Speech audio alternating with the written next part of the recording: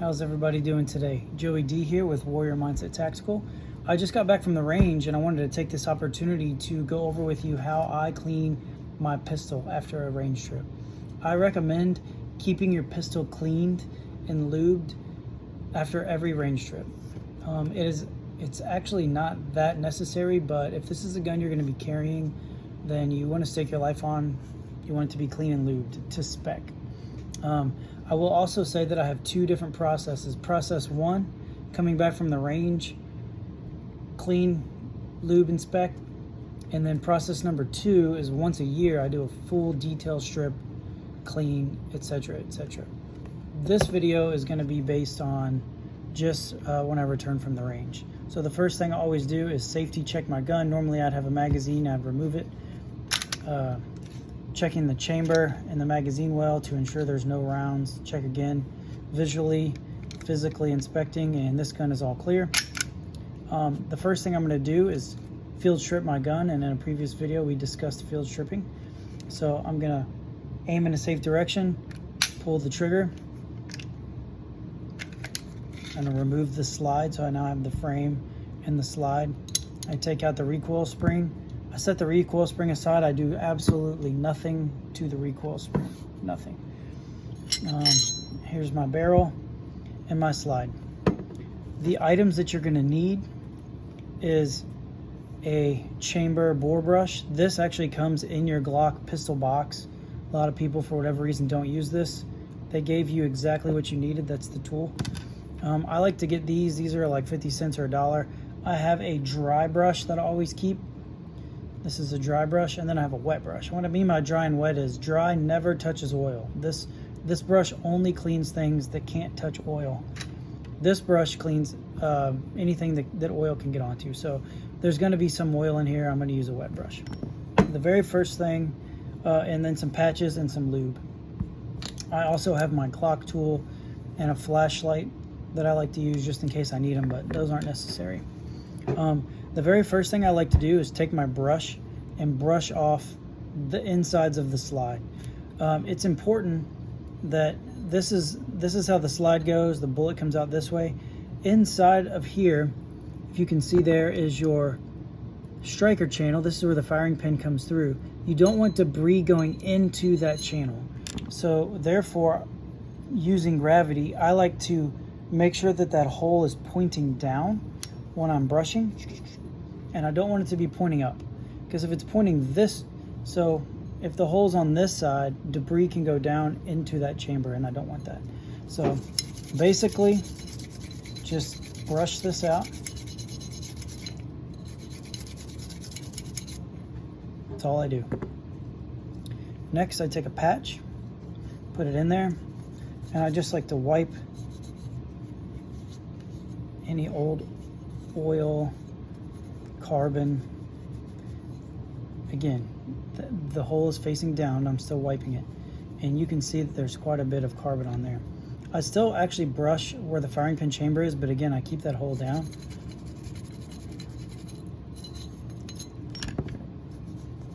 And then sometimes I leave the patch in there, and I just brush using the patch. And that is literally all that I do.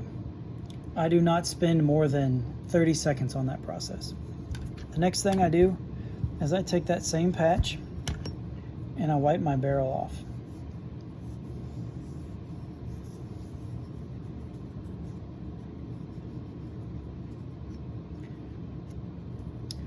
Believe it or not, Glock does not recommend putting CLP in the barrel. Of course you can. I think a lot of people spend a lot of time doing that. Depending on how much you shoot your gun and how often you clean it, I do think it's a good idea, especially for the once a year. I always do it once a year. I do not put a patch through this and do that whole process. If you're familiar with that, I do not do that at all other than once a year.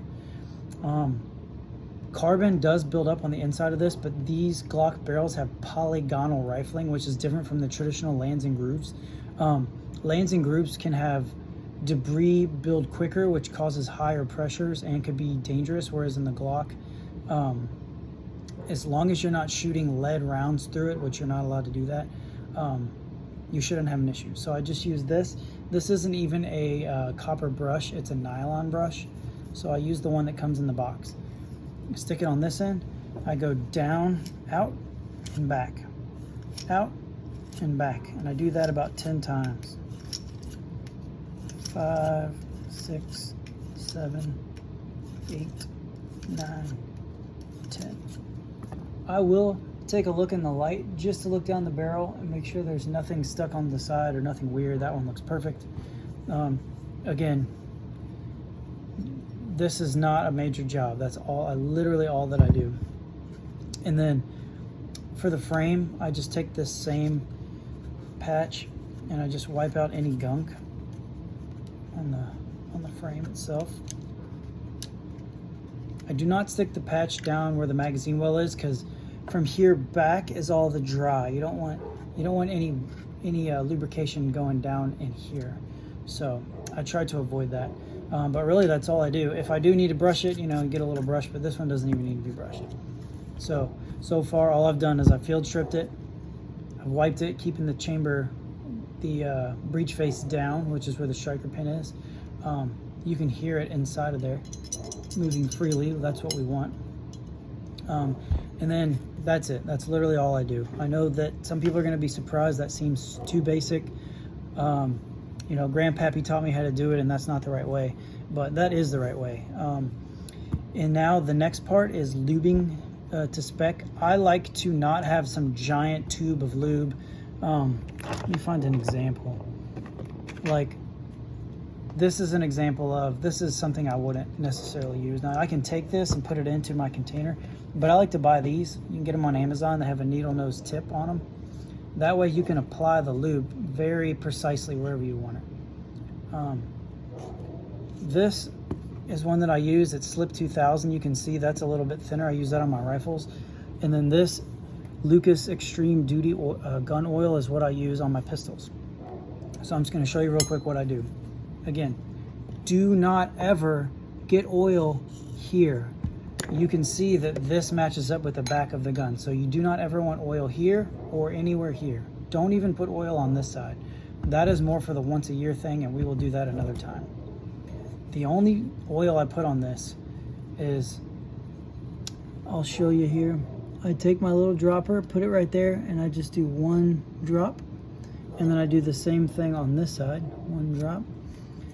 And now I put this needle applicator into the rail, and I put one drop on both sides.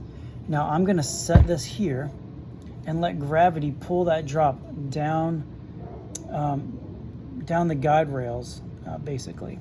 So I'm gonna leave that facing up like this. The next thing I do for my barrel is I take 1, 2, and then 3 drops of oil. 3 drops of oil, you can see that.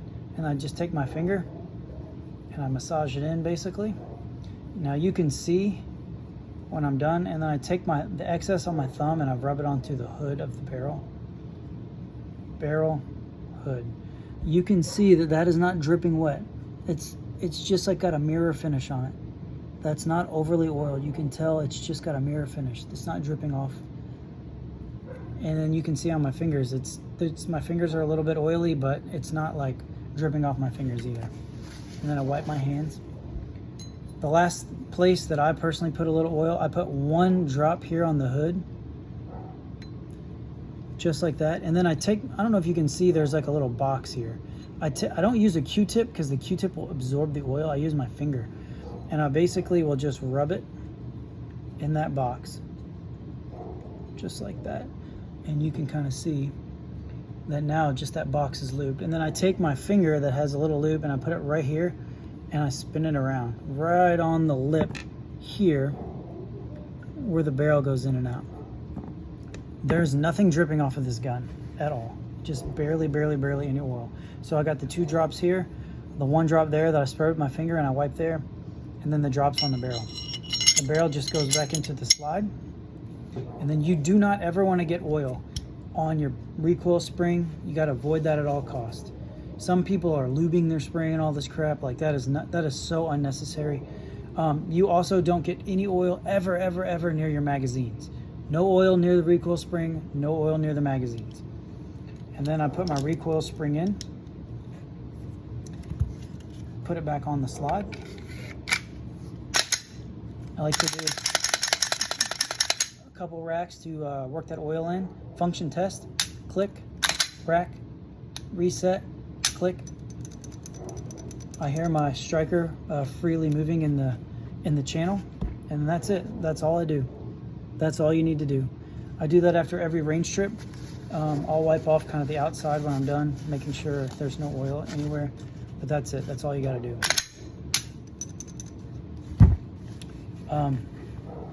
I will say that I have seen some people take sprays and they just lay their stuff out and they just spray all over it. That is absolutely wrong. Every time I work on a gun that's all gummed up and jammed up, it's because somebody sprayed oil all down in the cracks. You don't take this off and spray it and then let it drip off and you're taking your brush and then you're wiping. That is absolutely wrong. Because what's going to happen is you're going to get oil down inside of this channel here. These are the finer parts. You can see there's a little hole there. This is all the parts that we will have another video and go over that. But you'll get oil down in there. It gums everything up.